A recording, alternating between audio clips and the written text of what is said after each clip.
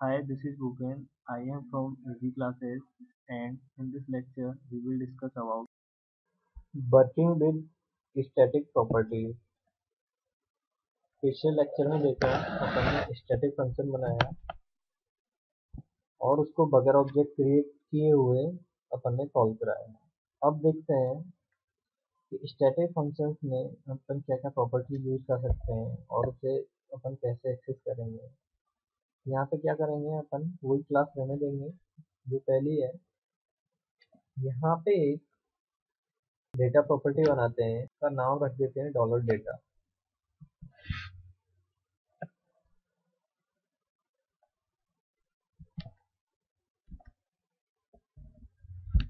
और उसको अपन रख लेते हैं स्टैटिक।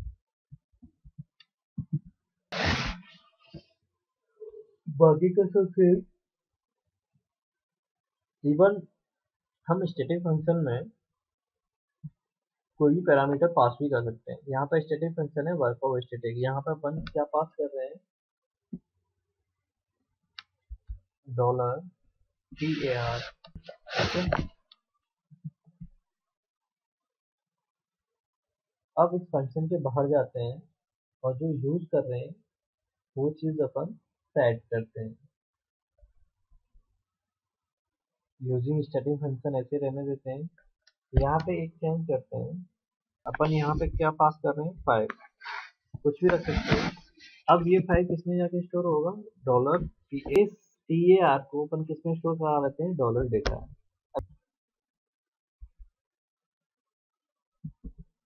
ये क्या ये वर्क करेगा?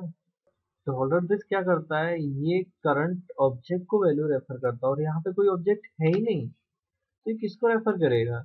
इसलिए कभी भी स्टैटिक मेथड जब यूज करते हैं तो अपन डॉलर दिस यूज नहीं करते, यहाँ पे यूज करते हैं क्या, डॉलर, सॉरी यहाँ पे यूज करते हैं सेल्फ, SELF, सेल्फ। उसके बाद double column, self double column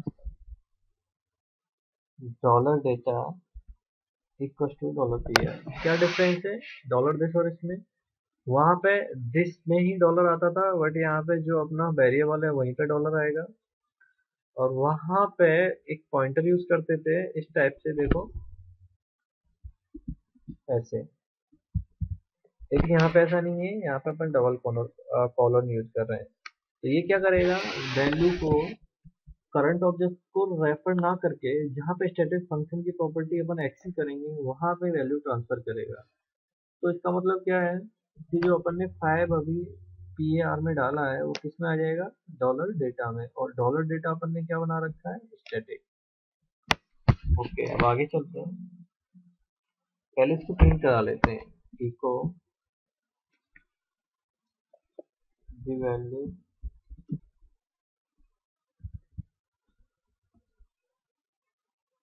dollar data. तो यहाँ पे प्रिंट ना हो इसलिए अपन बैक क्लास लगा लेते हैं।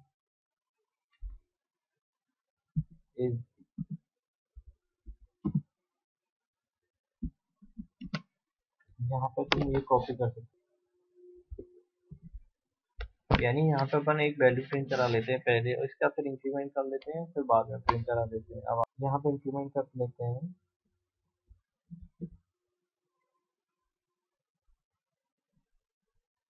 Plus plus.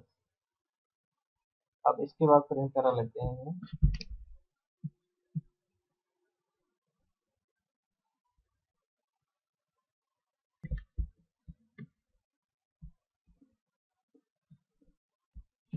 यहाँ पर लिख दो now, now the value of this is this.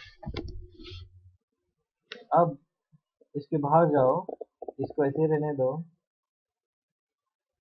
और इसको कॉल कराओ स्टैटिक। अब देखते हैं रिजल्ट क्या मिलेगा, इसको सेव करो।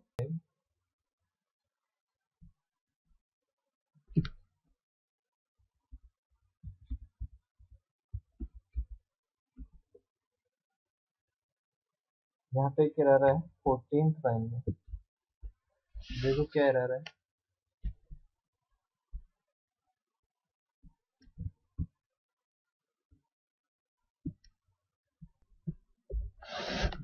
देखो यहाँ पे 14 लाइन में क्या प्रॉब्लम है।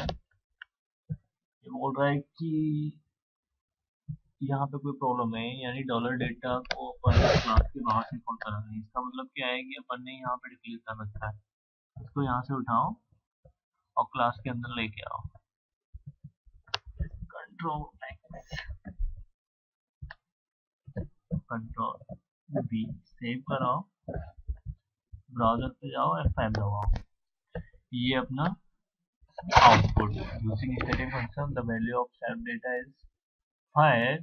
आफ्टर देन क्या हो रहा है, नाउ द वैल्यू ऑफ 6, यानी वो इंक्रीमेंट हो रहा है।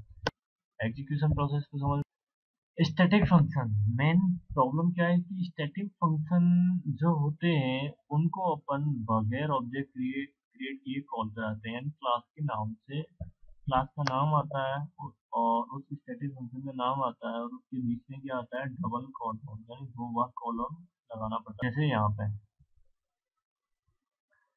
अब इस फंक्शन में अपन क्या कर रहे हैं, 5 पास, तो ये 5 किस में आ गया, पीआर में, और पीआर किस में डाल रहा है, डॉलर डेटा में। अब देखो सेल्फ, डॉलर बेस क्या करता है, ओनली ऑब्जेक्ट को वैल्यू रेफर करता है, और यहाँ पे कोई ऑब्जेक्ट नहीं है, इसलिए सेल्फ। सेल्फ क्या करता है, जहाँ पे स्टैटिक प्रॉपर्टी यूज मतलब यूज हो रहा है वहां पे वैल्यू रेफर कर देता है। तो डॉलर डेटा का यूज कहाँ पे हो रहा है, यहाँ पे प्रिंट कराने के लिए, तो यहाँ पे ये वैल्यू रेफर करता रहेगा। तो द वैल्यू ऑफ दिस, यानी यहाँ पे वैल्यू रेफर कर दी 5, तो अपना आउटपुट क्या था, द वैल्यू ऑफ दिस 5। अब आगे चला, इसने एक इंक्रीमेंट करा दिया, यानी अब इस डॉलर डेटा में क्या हो गया, स्टोर 6। तो यहाँ पे सेल्फ डेटा क्या रेफर करेगा, 6। तो now the value of self data is 6।